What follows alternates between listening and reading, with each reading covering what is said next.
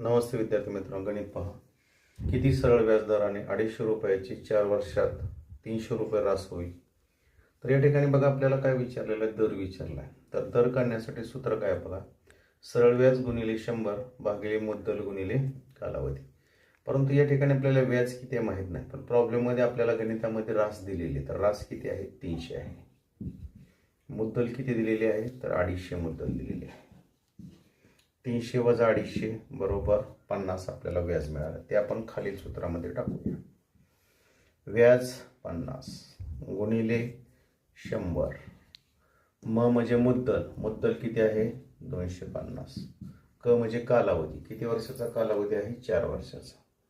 या शून्याला हे शून्य कट, 5 एके 5, 5 5 25, 5 एके 5, 5 2 10, 5 0 0, 4 एके 4, 4 5 20.